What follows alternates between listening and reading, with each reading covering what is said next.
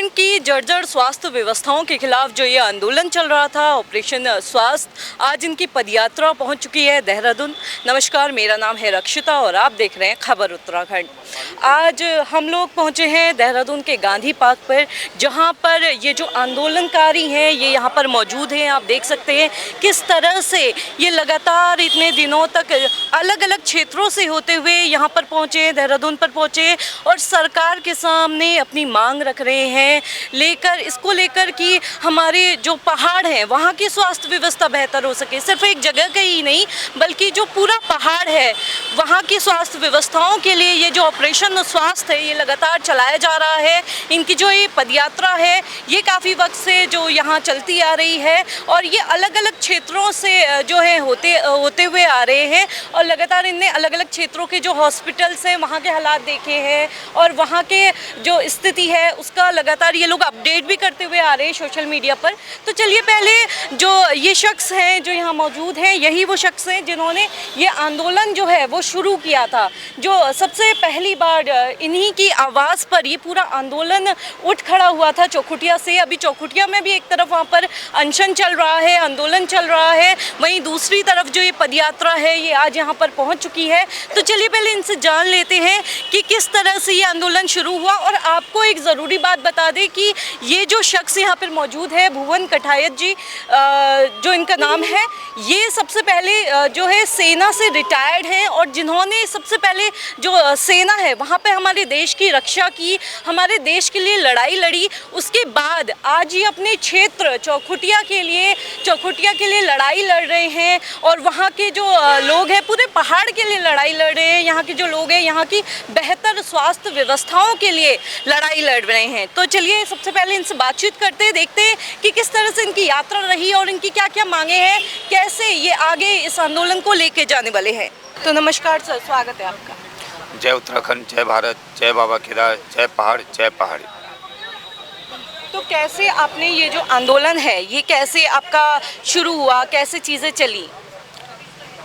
Ma'am पहले तो आपने मुझे सेना का बताया तो मैं सर्वप्रथम तो मुझे मेरा सौभाग्य है कि मुझे 17 साल सेना में सेवा करने का जो अवसर मिला, ये मेरा सौभाग्य की बात है।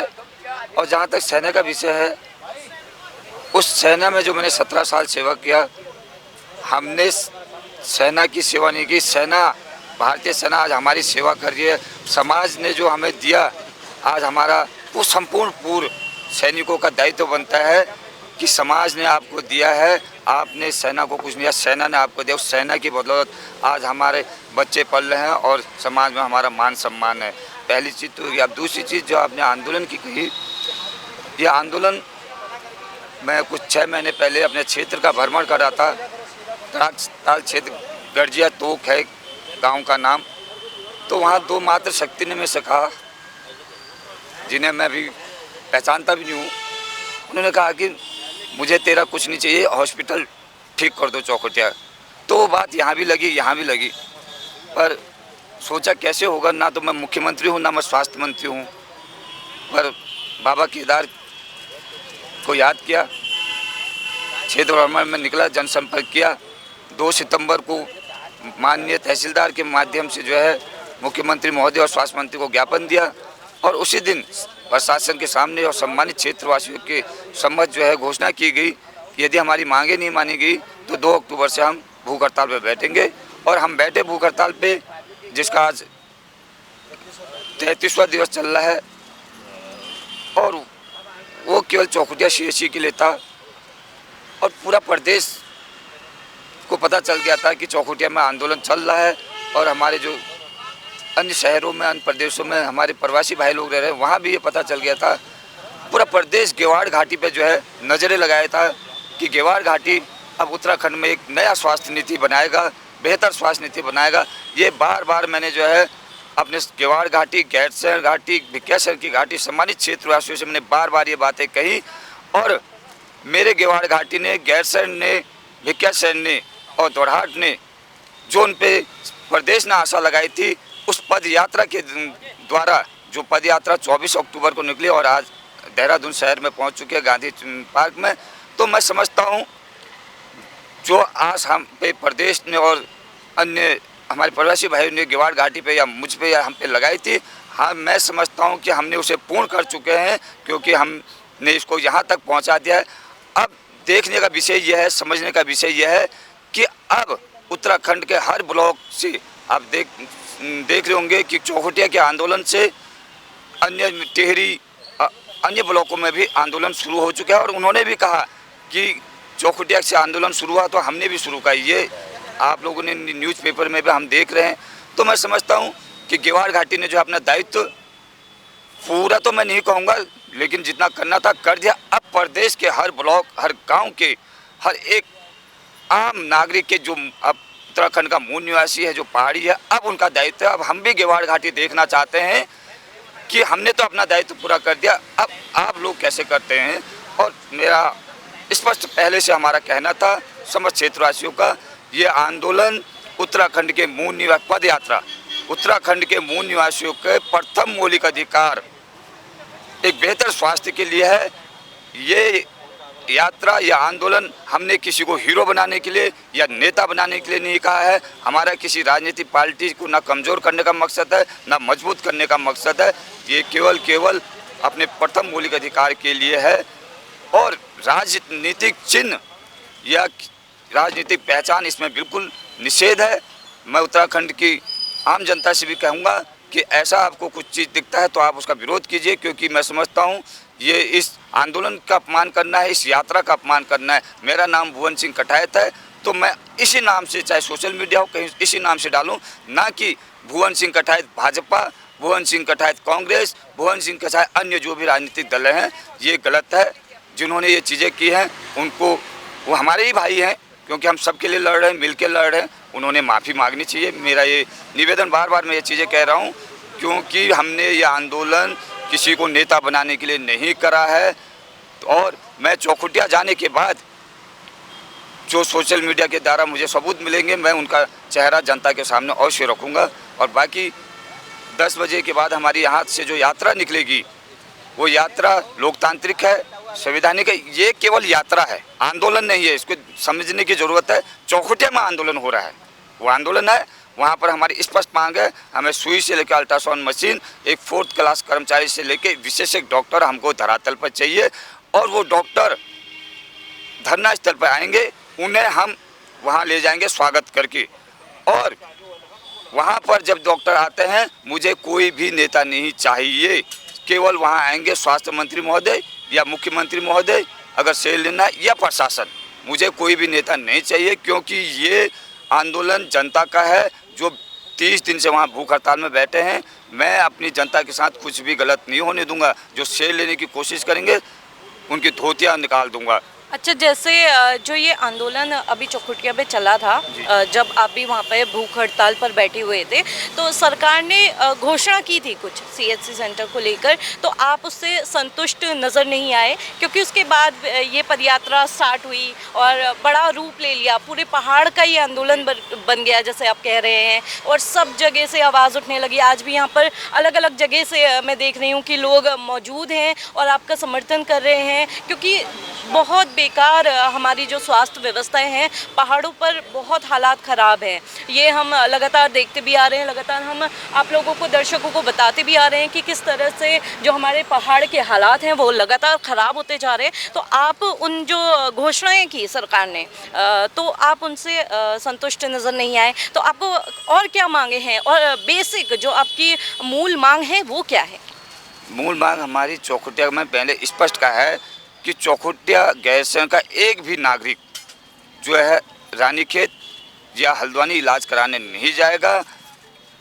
उसका इलाज चौखुटिया CHC में ही होगा। और हमें धरातल पर चाहिए, हमें घोषणा नहीं चाहिए। और यात्रा का हमने कहा है कि माननीय मुख्यमंत्री महोदय जी यहाँ आ जाए, बताइए आपकी स्वास्थ्य नीति क्या है, और आने वाले भविष्य में आप बेहतर स्वास्थ्य नीति क्या चाहते हैं। जैसे कि मैं कह रहा हूँ कि चौखुटिया का नागरिक ना जाता है, वैसी धुमाकोट या अन्य ब्लॉक का नागरिक उसको स्वास्थ्य सुविधा वहीं मिले। आप ऐसी नीति कब तक बनाएंगे, हम उनसे पूछना चाहते हैं। ये एक यात्रा है, ये दो पहलू है, वो आंदोलन है, ये यात्रा है।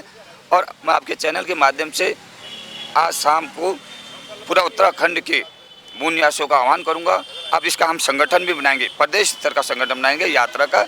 और चौखुटिया में वो हम आप लोगों ने भी सपोर्ट किया है, अन्य में शहरों से भी हमें वहाँ चौखटिया आंदोलन को सपोर्ट करने आए हैं और भविष्य में भी मैं उम्मीद करता हूँ आएंगे।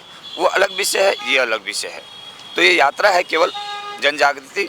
अब सीएम साहब देखो क्या करते हैं, हम तो उनके आवास तक जा रहे हैं, वो फूलों से स्वागत करते हैं, डंडे से करते हैं, गोली से करते हैं, हम हर चीज़ के लिए तैयार हैं। अच्छा, कल रात भी हमने सुना कि जो ये आंदोलन है यहाँ पर काफ़ी ज़्यादा पुलिस वाले जो हैं वो आए और एक तरह से कुछ महिलाएं यहाँ पे थी जिनके कपड़े तक फट गए थे और लोगों ने बोला कि ये आंदोलन कहीं ना कहीं जो रामपुर तिराहा कांड था हमारा, बिल्कुल। उसका रूप लगभग ले रहा था। तो क्या हुआ था कल रात? देखिए मैम, मैं झूठ बिल्कुल नहीं बोलूँगा। हमारी 4-5 दिन पहले से हुई थी कि हम गांधी पार्क में शांति पेड़क से रात्रि विश्राम कर रहे हैं। कोई आंदोलन नहीं था, आंदोलन की कोई चर्चा ही नहीं थी, नहीं कोई बात था। और उसके बाद प्रशासन से भी हमारी बात हुई और हमें मालूम था, हम यहाँ 2 तारीख को पहुँच गए थे, हम 3 को जाना था। हमें पता है कि माननीय राष्ट्रपति महोदय जी आ रहे हैं, वहाँ डिस्टर्ब नहीं होना चाहिए। हमने अपना कार्यक्रम पीछे हम रुक गए। हम जबकि हम कितने दूर क्षेत्र से आए हैं, हमको एक दिन रुकने के यहाँ 2-2 हज़ार रुपये खर्च करना पड़ता है। ये चलो आप लोगों की किसी मदद से हो रहा है तो परेशानी हो रही है, 1-1 घंटा हमारा कीमती है। तो सुबह भी हमारे प्रशासन से बात हुई, उन्होंने कहा कि हम आपके लिए यहाँ टेंट भी लगा रहे हैं, सब व्यवस्था करेंगे, खाने पीने की भी व्यवस्था करेंगे। हम भी निश्चिंत थे। हम शांतिप्रिय चौखटिया से लेके जब पहली बार हमको पुलिस ने रोका, हम वहाँ तक शांतिप्रिय ढंग से आए और कोई आंदोलन नहीं था, केवल हम जनगीत करते हैं और कुछ नहीं करते। तो जैसे अब प्रशासन ने हमें रोका तो तरीका गलत है और मैंने उनसे निवेदन भी किया कि हम यहाँ ज़्यादा 10-12 लोग रहेंगे। और उसका मुख्य कारण यहाँ था कि पहले समय दे देता। हमारे गांव से बुजुर्ग आए थे, मुझे खुद देहरादून शहर में मैं गुम हो जाऊंगा, तो हमारे बुजुर्ग जो आए हैं उनकी तो आप बात छोड़िए। तो हमने एक निश्चित स्थान किया था कि वो यहाँ आएंगे तो हम उनको कहीं पर एक सही जगह पर उनका व्यवस्था करके उनको सुला देंगे, और किया भी था। देहरादून के सम्मानित जो हमारे क्षेत्र हैं, जैसे मेरे सीनियर हैं, उन्होंने व्यवस्था की थी सारी कि जो गाँव से लोग आ रहे हैं उनको सुलाने की। हमारे एक इंजीनियर में है साहब, उन्होंने पूरा हॉल बुक किया था, सब कुछ किया था। हम इसीलिए थे कि जो गांव से लोग आ रहे हैं उनको हम सही स्थान पे जो है रहने की उनकी व्यवस्था करते। परंतु प्रशासन ने क्या सोचा क्या किया, उनको पहले रोका। फिर कोई हमारी एक बहन थी, उन्होंने कहा आपने गांधी पार्क जाना है। मैंने हमारा मकसद केवल गांधी पार्क जाना है। तो उन्होंने कहा हम दूसरे रास्ते से आपको ले जाते हैं। मैंने कहा ठीक है, हम क्यों इनसे बहसबाजी करें। जब हम दूसरे रास्ते से जा रहे थे तो फिर प्रशासन ने हमें वहाँ रोक दिया। मैंने लाख बार उनसे कहा कि मुझ पर विश्वास कीजिए, मैं एक पूर्व सैनिक हूँ, मैं गारंटी लेता हूँ अगर वहाँ पर कोई भी गलत होता है तो आप मुझे फांसी लगा दीजिएगा। वो नहीं माने तो फिर हमारे पास कोई नहीं था। हमने कहा फिर हम यहीं पर आंदोलन शुरू करते हैं। तो किया जब, तो अब ठीक है, वो अपनी ड्यूटी कर रहे थे, उसमें हमें कोई इतनी आपत्ति भी नहीं है। परंतु बस की जो लाइटें बंद थी और हमारी मातृशक्तियों को जब लाइट बंद में घसीटा गया, उनके कपड़े फटे गए, ये अवमान्य है। मुख्यमंत्री महोदय जी को इस पर माफ़ी मांगनी चाहिए और रामपुर तिराहा शायद वो हो ही जाता।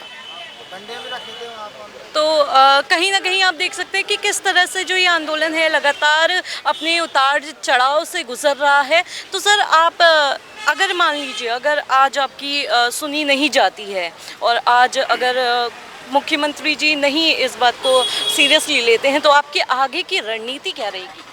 मैडम, हम यहाँ से शांतिपूर्ण तरीके से जा रहे हैं। जहाँ पर हमें रोका जाएगा हम अपना संवैधानिक विरोध करेंगे।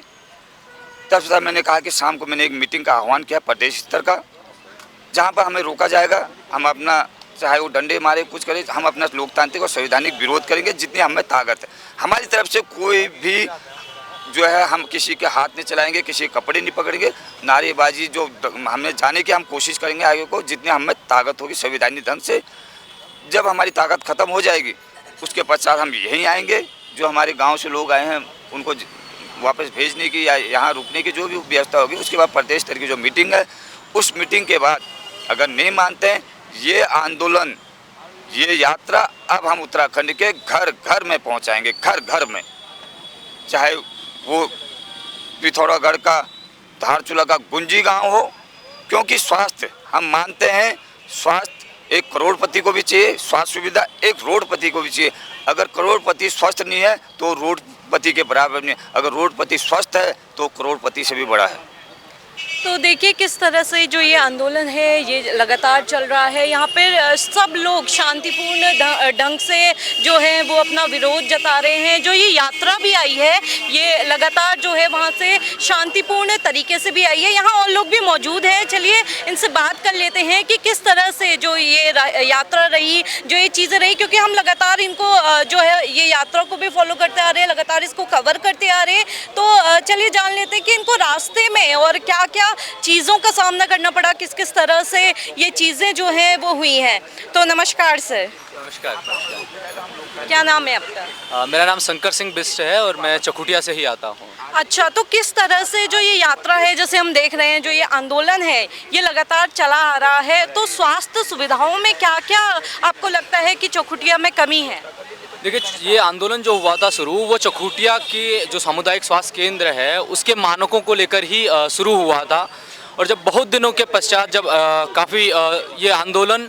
जब ये आंदोलन पूरे प्रदेश में फैला और पूरे क्षेत्र में फैला, तो वहाँ हर जगह से एक ही चीज़ थी कि हर जगह के सीएससी सेंटरों की एक ही हालत है।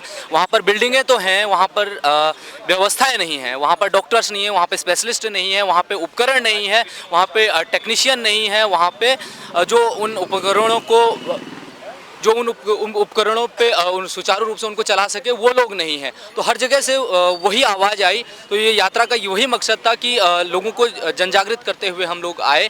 तो देखा जहाँ जहाँ से भी हम गुजरे हालत एक जैसी है। हर सीएससी की बिल्डिंग है, केवल हर सामुदायिक स्वास्थ्य केंद्र की बिल्डिंग है, हर जिला अस्पताल की बिल्डिंग है, हर जितने भी हॉस्पिटल्स हैं हर किसी के केवल बिल्डिंग्स हैं। वहाँ पर डॉक्टर्स की कमी है, वहाँ पर स्पेशलिस्ट की कमी है, वहाँ पर उपकरणों की कमी है। तो ये एक सबसे बड़ी नाकामी है हमारी सरकारों की। और इसके बावजूद भी आप देखिए कि सरकार लाख कोशिश करने के बावजूद भी उसको उन चीज़ों को मैनेज नहीं कर पा रही है। जी, जैसे कि आपने अभी बोला कि जो ये स्वास्थ्य सुविधाएं हैं, आप जिस जिस क्षेत्र से होके आए वहाँ पर आपने ऐसा देखा कि जो ये स्वास्थ्य सुविधाएं हैं ये जर्जर हालत में है। हमारा स्वास्थ्य सिस्टम ऐसा कह सकते हैं हम कि बीमार पड़ा हुआ है खुद ही। तो जैसे हमने आपका एक वीडियो देखा था, आप लोगों ने लगातार, क्योंकि आप सोशल मीडिया पे अपडेट करते आ रहे हैं अपनी यात्रा का हर एक जो पल है वो आप डाल रहे हैं सोशल मीडिया पे। आप एक अस्पताल गए थे बीच में जहाँ पे जो है डॉक्टर शायद 2 बजे के आसपास आई थी, वहाँ 2 बजे के आसपास पहुँची थी। तो ऐसे कौन कौन सी जगह आपने देखा कि बहुत ख़राब है हालात, जहाँ डॉक्टर्स अभी अवेलेबल नहीं है या अस्पताल खाली पड़े हुए हैं उस तरह से?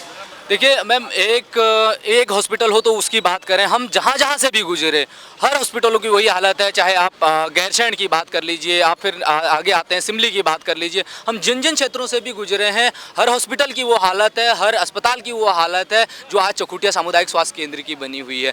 तो एक हॉस्पिटल की बात नहीं कर सकते, पूरे प्रदेश की वो हालत है और पूरे प्रदेश की स्वास्थ्य व्यवस्था पूरी दीनहीन पड़ी हुई है। जी।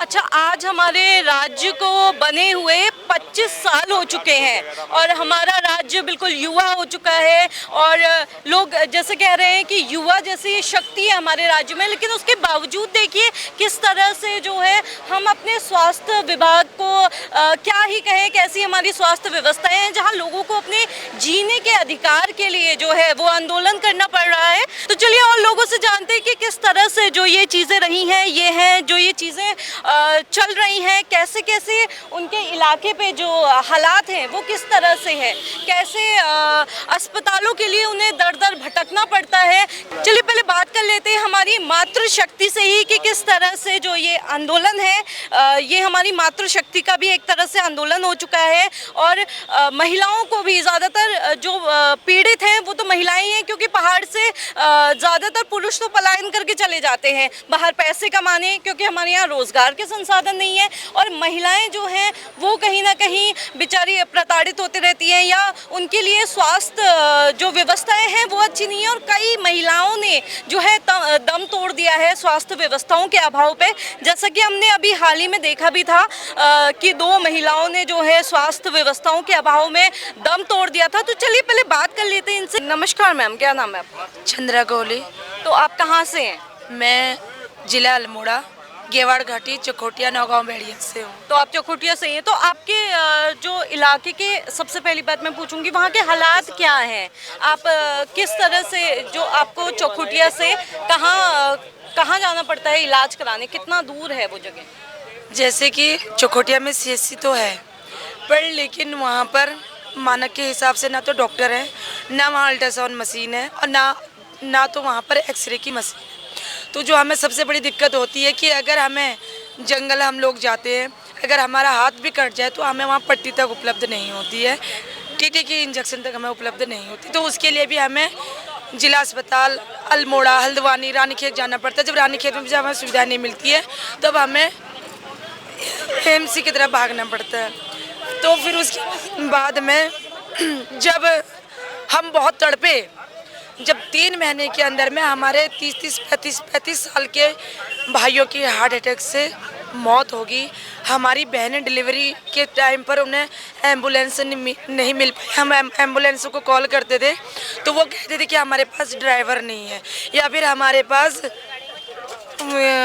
एम्बुलेंस नहीं है। तो फिर हम अपने प्राइवेट गाड़ियां करके हम अपनी माताओं को, अपनी बहनों को हॉस्पिटल तक जैसे तैसे पहुंचा देते थे। और जब हम जैसे तैसे करके उनको हॉस्पिटल लेके जाते थे तो वहां हमें डॉक्टर उपलब्ध नहीं होते थे।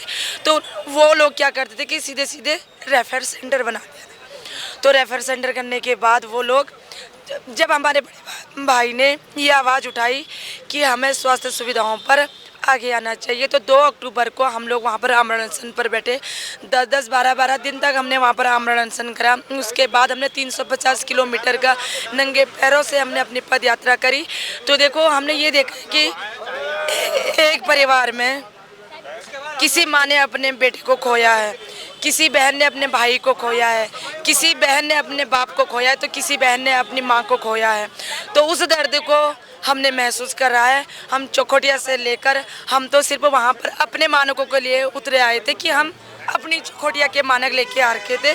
पर जब वहाँ से जब आते रहे इधर को, आते आते जब हम गैरसन के हॉस्पिटल में गए तो वहाँ डॉक्टर नहीं। सिमली का कर्णप्रयाग का इतना बड़ा बेस महिला हॉस्पिटल है, वहाँ पर डॉक्टर, जब हम लोग अंदर गए तो वहाँ डॉक्टर भाग भाग के आ रहे थे। तो ये हम लोगों के लिए बहुत ही शर्म की बात और बहुत ही दुर्भाग्य की बात है हमारे लिए कि हमारा उत्तराखंड 25 साल से अलग है, लेकिन अभी भी हमारे लिए डॉक्टर उपलब्ध नहीं है। मतलब हमें जो हमारे मौलिक अधिकार हैं, जो जब हम स्वस्थ रहेंगे तभी तो हम और चीज़ कर पाएंगे ना। अगर हम स्वस्थ ही नहीं रह पाएंगे तो फिर हमारे लिए कुछ भी संभव नहीं है। तो इसलिए जब हमने कल डोईवाला में हम पहुँचे, ऋषिकेश पहले पहुँचे, ऋषिकेश में पूरा पुलिस प्रशासन हमारे साथ वहाँ आ गया था। धामी जी ने हमारे सामने हमसे बातें करी, वार्ता करी। वार्ता करने के बाद उन्हें बोला कि हम आपकी मांगे पूरी कर दे रहे हैं और आप यहीं से ही जाओ और अपने अनशन को ख़त्म करो। हमने कहा भाई आप हमें ऐसे 6-6 महीने से, बीच में उन्होंने बोला कि हमने 2 डॉक्टरों की नियुक्ति कर दी है, डॉक्टर उनके देहरादून और हल्द्वानी में हैं, और कह रहे हैं कि तभी हमें इस्तीफा देना मंजूर है, हम पहाड़ों की तरफ नहीं जाएंगे। तो हम लोगों के लिए कितना दुर्भाग्य है ये। हम महिलाओं के लिए देखो ना, कितना दर्द लेके ये महिलाएं आ रहे हैं। छत नहीं है हमारे पास, रोटों में हम पड़ रहे हैं, लेकिन सरकार तब नहीं सुन रही है। लेकिन जब जैसे ही हम कल जोगीवाला में एंटर करा, पुलिस प्रशासन सिर्फ 16 लोगों के लिए 350 पुलिस फोर्स लगी थी। उसके बाद प्रिंस चौक पे आए, प्रिंस चौक पे आकर हम लोगों को उठा कर लेके गए, हमारे कपड़े फाड़े गए, हमारे साथ बदतमीजी करी गई, गाड़ियों की लाइटें बंद कर दी पुलिस वालों ने। और उसके बाद महिला पुलिस हमें नहीं उठा पाई तो पुलिस ने हमें उठाया, उन्होंने हम पर हाथ लगाया। जहाँ पर माना जाता है कि बहनों को, माताओं को दुर्गा का रूप माना जाता है, देवी का रूप माना जाता है, देवी का स्वरूप माना जाता है। इस उत्तराखंड के प्रदेश में इस तरह से हमारी, मैं कहती हूँ, नीलामी होती है। ऋषिकेश में 32 साल के लड़के को 36 चाकू भौंके गए। इनका पुलिस प्रशासन वहाँ खड़े हो गए, इन्होंने दारू के ठेके खुलवाए। तो हम लोगों के लिए कितनी शर्म की बात है कि हम महिलाओं के लिए इनके पास सुविधा, मैं तो कहती हूँ कि इतना तो आपने कर ही रखा है, ठेके जगह जगह खुलवा के, इनके पास इतना पैसा है, इतना अंधाधुन पैसा है इनके पास, लेकिन इन्होंने दारू के ठेके खुला। हमारी मांग क्या थी सिर्फ कि हमें डॉक्टर दे दो, हम, और हमारी कोई मांग नहीं थी। चौखुटिया से लेके यहाँ तक हमने 350 की पैदल पद यात्रा करी। लेकिन हमने कहीं पर मुर्दाबाद के नारे नहीं लगाए, हमने कहीं पर सरकार के विरोध नहीं बोला। हमने विरोध करा थे सिर्फ कि हमें स्वास्थ्य सुविधाएं दे दो। देखिए, ये वो महिलाएं हैं जो 350 किलोमीटर से ज़्यादा नंगे पांव पैदल चलकर यहाँ पे आई हैं और ये आंदोलन कर रहे हैं लगातार। ये जो है शांतिपूर्ण ढंग से जो आंदोलन चल रहा है इनका। और चलिए और लोगों से भी जानते हैं, क्योंकि महिलाएं हमारे पहाड़ों की रीढ़ मानी जाती हैं और इस तरह से उनकी तकलीफ़ें जो हैं, चलिए सुनते हैं कि कैसे कैसे और इनको चीज़ें हैं, कैसे ये आंदोलन चल रहा है, कैसे उनके क्षेत्र के हालात हैं और लोगों से भी जानते हैं। तो नमस्कार मैम, क्या नाम है आपका? मेरा सरस्वती किरोला। कहाँ से आई मैम आप? मैं चौखुटिया से। तो आप इतनी लंबी पैदल यात्रा करके आए हैं, आप लोग सभी जो यहाँ पर मौजूद हैं। तो आपने, जैसे हमने अभी मैम ने बात की कि आपने एक अस्पताल देखा जहाँ पर डॉक्टर जो है, जब आप वहाँ पे पहुँचे तो हमने वो वीडियो में भी देखा तो लगातार आगे आपके चलती हुई आ रही थी। ऐसे कितने अस्पताल हैं आपके इर्द गिर्द भी जहाँ पर सुविधाएँ नहीं हैं, जहाँ पर डॉक्टर्स नहीं आते हैं? क्योंकि डॉक्टर कहीं ना कहीं मुझे लगता है कि पहाड़ जो चढ़ने में कतराते हैं। मैं तो सोचती थी कि चौखुटिया का यही हाल है, लेकिन हम वहाँ से भ्रमण करते करते यहाँ तक पहुँचे हैं 300-350 किलोमीटर। अभी बहन चंद्रा ने बताया कि हम जब वहाँ से 30-35 किलोमीटर में पहुँचे, कर्णप्रयाग के थोड़ा आगे कौन सा गांव था, सिमली में बड़े बड़े अक्षरों में बिल्डिंग देखी गई, बड़े बड़े अक्षरों में लिखा गया उप जिला चिकित्सालय बेस महिला हॉस्पिटल। तो मुझे तो इतनी हैरानी हो गई, वहाँ जब हम गए तो एक मक्खी तक, जो बोलते हैं मक्खी और मच्छर तक भी बना नहीं रहे थे।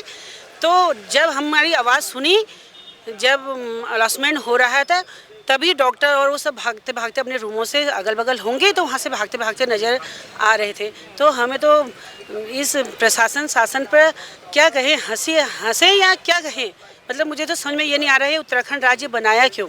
मुझे समझ में ये नहीं आ रहा है, एक हॉस्पिटल तो ऐसा होता जिसके हम आपको सही सूचना दें। सारे हॉस्पिटल वैसे ही पड़े हुए हैं। हम तो सिर्फ गेवार घाटी की एक हॉस्पिटल की आए थे, लेकिन यहाँ तो सारे हॉस्पिटल, पूरा उत्तराखंड के हॉस्पिटल ही सारे, मुझे लगता है सब यही हाल है। मेरा नाम कांता रावत। कहाँ से आई हैं? मैं चकोटिया से हूँ। मैं पूर्व जिला पंचायत उपाध्यक्ष रही हूँ और तब मैं यहाँ आई हूँ। तो कैसी, आपको क्या लगता है कि जो ये 25 साल हो चुके हैं हमारे राज्य को, आज युवा है हमारा प्रदेश, तो सरकार कहाँ पर फेल हो गई? नीयत में, बजट में क्या नहीं है सरकार के पास? सरकार हर चीज़ में फेल हो गई है। सरकार अपना वर्चस्व करने के लिए लाखों रुपए, करोड़ों रुपए तो अपने विज्ञापन पर खर्च कर रही है, लेकिन उसका ध्यान ये नहीं है कि हमारी जो गरीब जनता, जो क्षेत्र की जनता है, वो कैसे पीड़ित है। आज देखिए, स्वास्थ्य होने को तो सभी चीज़ वैसी हैं, रोडों की हालत देखिए, स्वास्थ्य की हालत देखिए या शिक्षा की हालत देखिए, कहीं से कहीं तक सुधार है। आप 25 साल हो गए हमारे उत्तराखंड राज्य बने हुए, लेकिन हमारी दशा और दिशा दिन प्रतिदिन गिरती जा रही है। सरकार का इस ओर ध्यान है ही नहीं। सरकार अपने चक्कर में है, कोई मंत्री है, कोई शंत्री है, वह अपने अपने के लिए लगा हुआ है। वो कहीं से कहीं तक मतलब गरीब जनता को नहीं देखना चाह रहा।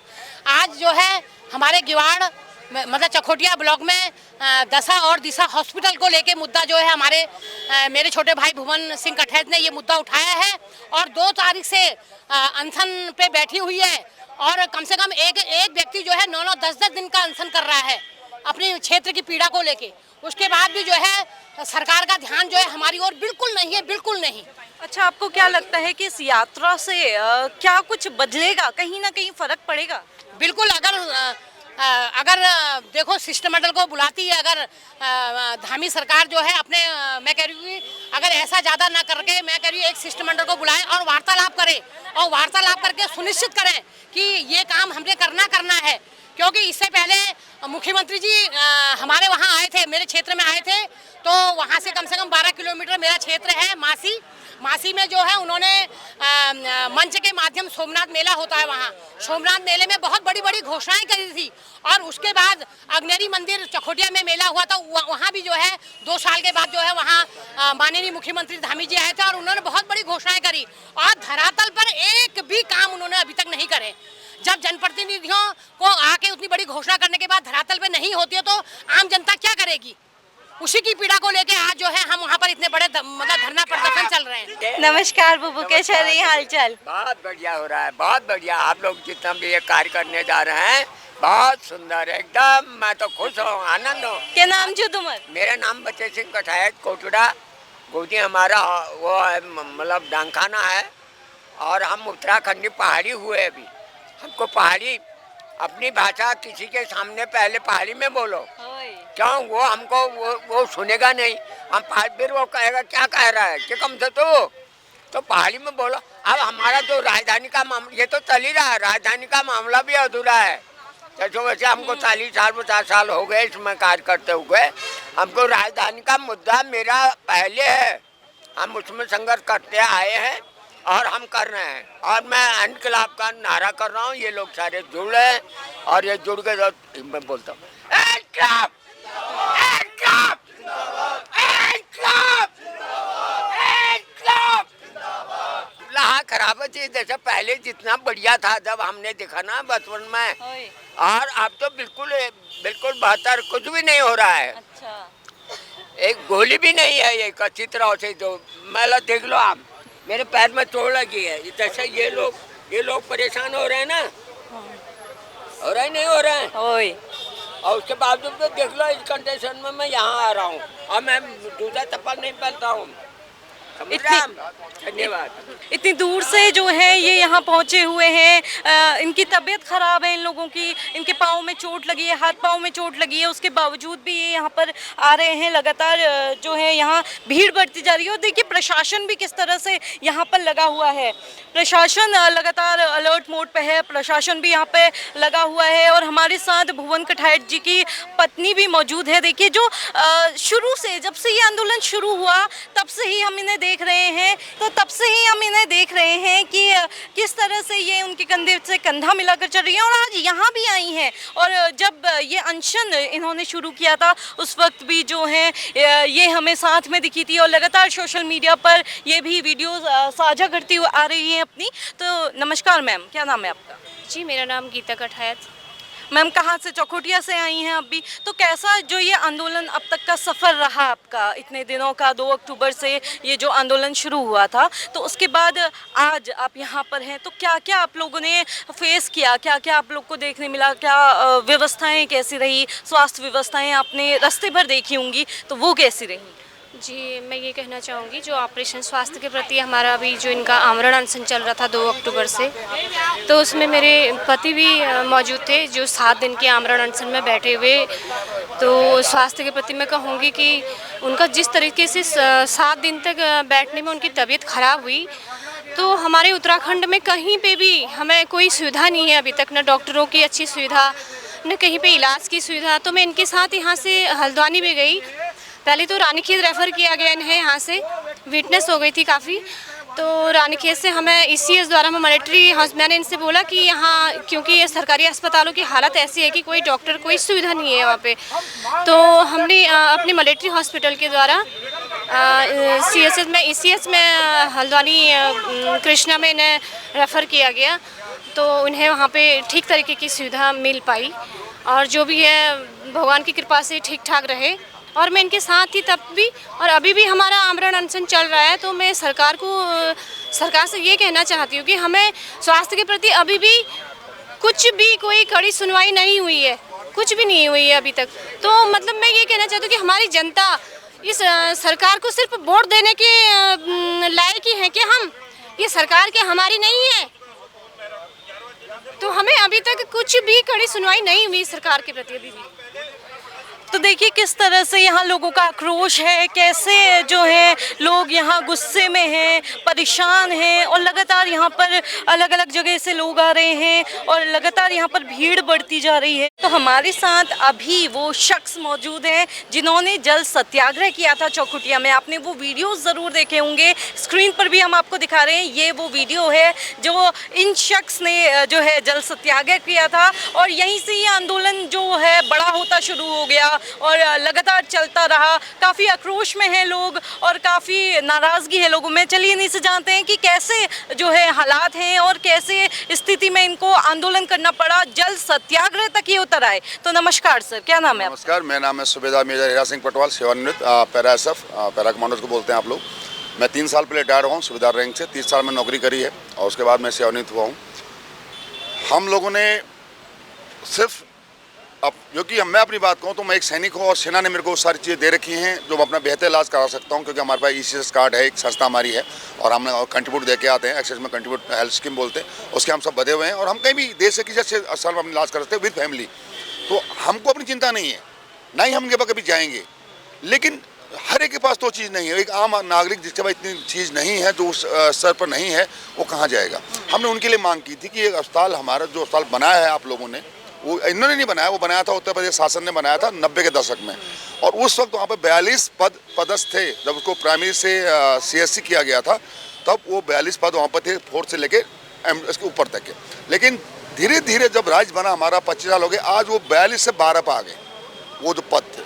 डॉक्टर गए, फार्मासिस्ट गए, वार्ड बॉय गए, नर्स गया, ड्राइवर गए, जो हाउस कीपर्स हैं उसका वो गया।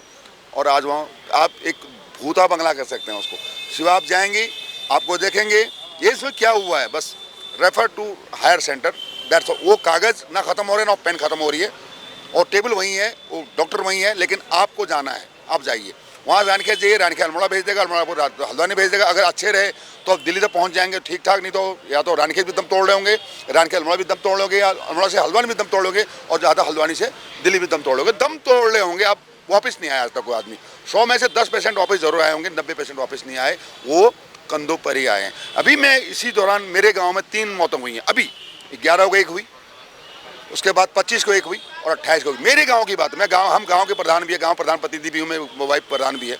मेरे गाँव के मामले 3 मौतें हुई, तीनों उनको इलाज ना मिल पाने कारण हुआ है। कहाँ जाएगा आदमी, ठीक है। और रही बात आक्रोश की, जब हम एक सिंगल मोटिव पर चल रहे थे, हम सिर्फ मांग कर सकते हैं, सत्ता से मांग ही कर सकते हैं, क्योंकि हम सैनिक हैं और हमने ज़िंदगी भर अनुशासन सीखा है, हमें लड़ना भी आता है, हमने गोलियां मारी हैं, गोलियां खाई भी हैं, हम उस मोटो पर चलते हैं। लेकिन ये पब्लिक सेक्टर में हम जानते हैं पब्लिक से क्या डील की जाती है, कैसा हम क्या आम आदमी, आज सैनिक नहीं है।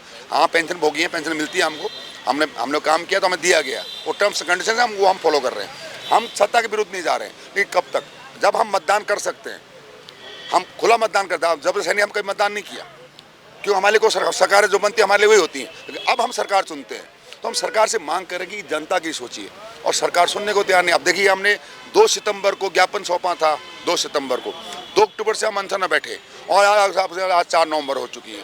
3 महीने से हम इस पीछे लगे पड़े हैं और सरकार को सोच ही नहीं ले रही है, तो कैसे काम चलेगा। तो फिर अगर वही चीज़ें हैं कि जब हम अगर बात करते हैं आज़ादी की, तो गांधी जी अहिंसक रूप पर चले हुए थे, उन्हें अपनी एक उस यात्रा पर थे, अपने अनशन पर थे। तो साथ ही भगत सिंह, चंद्रशेखर आज़ाद और जो और लोग थे वो भी थे ना, अकेले हम नहीं कहते गांधी जी ने, उन लोग भी थे जिन्होंने शहादत दी, उन्होंने अंग्रेजों को मारा और अंग्रेजों से हाथ मरे। अच्छा, जैसे हमारे राज्य को बने 25 साल हो गए हैं, तो आज भी आपको ये नहीं लगता कहीं ना कहीं जो डॉक्टर्स हैं वो पहाड़ों में आने के लिए कतराते हैं, वो पहाड़ों पे आना नहीं चाहते हैं बेसिकली?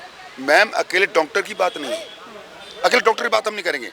सरकारी महकमा, कोई भी सरकारी में जिसको सरकारी नौकरी मिल जाती है, नौकरी लेते हैं हिल के पहाड़ी, उनको पहले हिल सर्टिफिकेट चाहिए होता है। कोई बच्चा दिल्ली पढ़ा, देहरादून पढ़ा, जब वो नौकरी की बात करता है तो सबसे पहले हमारे पहाड़ों में आता है, जहाँ घर है वहाँ से मूल निवास प्राप्त करता है, स्थायी निवास प्राप्त करता है और हिल सर्टिफिकेट प्राप्त करता है, तब जाकर नौकरी लगती है वो हिल के तरीके से। और नौकरी लगने के बाद उसको हिल नहीं चाहिए होता है, उसको फिर यही प्लेन चाहिए होता है, देहरादून, उसको आपका रुद्रपुर, आपका हल्द्वानी, आपका काशीपुर, आपका गदरपुर, आपका बाजपुर, यही पुर चाहिए उसको। फिर उसको पौड़ी या टिहरी या चमोली या अल्मोड़ा, पिथौरागढ़ नहीं चाहिए, वो कोई भी शख्स है। यही कारण है कि आज हमारा पहाड़ बंजर हो चुका है और एक दिन वो दूर नहीं जब ये पहाड़ कट कट के टुकड़ों में बिकेगा और सारे पहाड़ी यहाँ आएंगे।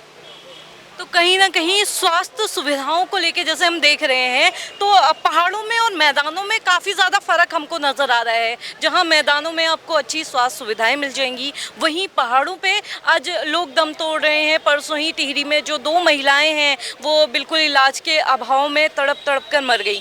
तो कहीं ना कहीं आपको नहीं लगता ये खाई जो है पहाड़ और मैदान की, ये लगातार बढ़ती जा रही है? मैम, जैसा हम कहते हैं, हमने आते नेता चुने आते हैं नीति बनाने के लिए, लेकिन नेताओं ने नीतियां नहीं बनाई। नीति अब बीच में बवाल हुआ था, सुना होगा आपने कि विधानसभा सत्र में हो गया था गैरसैंण में कि पहाड़ी और मैदानी, तो पहाड़ियों को गाली तो दे दी मंत्री, उसका मंत्री पद गंवाना पड़ा, जो मंत्री पद से हाथ धोना पड़ा। वित्त मंत्री थे, उनने एक शब्द बोल दिया था, साले पहाड़ी बोल दिया था। तो पहाड़ी और मैदानी ने फिर बहुत बड़ा चला कि नहीं पहाड़ी मैदानी उत्तराखंड एक है, उत्तराखंड एक बिल्कुल नहीं है। उत्तराखंड की भौगोलिक स्थिति बराबर नहीं है, ये दो हिस्सों में बटा है, तो मानना पड़ेगा। हमारे पहले बोलते भाबर, हमारे यहाँ बोला करते भाबर है, ये पहाड़ है, ये भाबर है, इसको तराई बोलते भाबर है। चाहे वो हमारा ये भाबर हो, चाहे हमारा वो भाबर हो, भाबर हिस्सा है, ये मानना पड़ेगा। और एक हिस्सा पहाड़ी है, वहाँ भी दो हैं, एक है दुर्गम, एक अति दुर्गम, वहाँ भी दो हिस्से में बटा है। ये सुगम इलाका कहलाता है। आज के दिन में कोई भी कर्मचारी और राज कर्मचारी है, वो उसकी व्यवस्था नहीं बनाई सरकार ने। अगर सरकार नीतियाँ बनाती है, आप कश्मीर को देख लीजिए, कश्मीर दो हिस्से हैं, जम्मू और कश्मीर, दो राज्य बन गए, पहले एक ही था, आज दो बन गए। लद्दाख भी तीसरा स्टेट है उसके अंदर, लेकिन पहले जब जम्मू एंड कश्मीर के 3 हिस्सा, तो वहाँ भी पूरे लोग काम करते हैं क्योंकि उनकी नीति बनी हुई है। बगल में हमारा हिमाचल है, वो पूरा पहाड़ी राज्य है, थोड़ा हिस्सा उसका भावर पड़ता है, लेकिन वहाँ देखिए पूरा, वहाँ भी पूरा सिस्टम चल रहा है। तो आखिर उत्तराखंड नीति कब बनाएगा? क्यों नहीं बनाई नीतियाँ? ऐसा कैसे हो सकता है कि सरकारी कर्मचारी और सरकार आदेश ना माने? डॉक्टर्स को मैं मुख्यमंत्री कहें कि आपको जाना पड़ेगा और वो कहते हैं मैं पकड़िए मेरा इस्तीफा, मैं घर चले जाऊँगा, लेकिन जाऊँगा क्यों? इसका मतलब कठोरता कहीं ना कहीं है।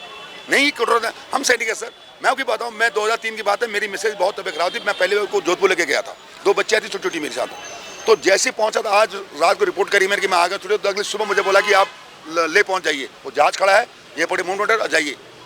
बच्चे मैं लेके गया हूँ, जानते कुछ नहीं है, क्वार्टर दे दिया, मैं 3 महीने वापस आया था वो बच्चों वहाँ छोड़ के, जोधपुर छोड़ के। तो मैं ही मना करता कि नहीं मैं जाता, लेकिन नहीं, क्यों? हम जानते हैं आदेश बहुत जरूरी होता है। तो इन डॉक्टर आदेश को नहीं मानते, या कर्मचारी आदेश को नहीं मानते। टीचर हमारे रहना चाहते नहीं है, टीचर हमारे पहाड़ में नहीं मिलेंगे आपको, जेई नहीं मिलेगा आपको, कोई आपके बीपीडीओ नहीं मिलेगा आपको, पटवारी नहीं मिलेगा आपको, कौन मिलेगा हमको? किससे कहें, किससे कहें हम? तो ये चीज़ें हैं, जब तक हमारी सरकारें नीतियाँ स्पष्ट नहीं करेंगी पहाड़ के लिए, आपको पहाड़ के लिए नया कैडर लाना ही होगा, बस तब जाके टिकेंगे। अगर जो लड़का पहाड़ के लिए हिसाब से नौकरी पाता है, कोई भी कर्मचारी बनता है, तो उसको कम से कम 15 साल तो पहाड़ को देने ही चाहिए, तब सुधरेगी, नहीं सुधरेगा ऐसा।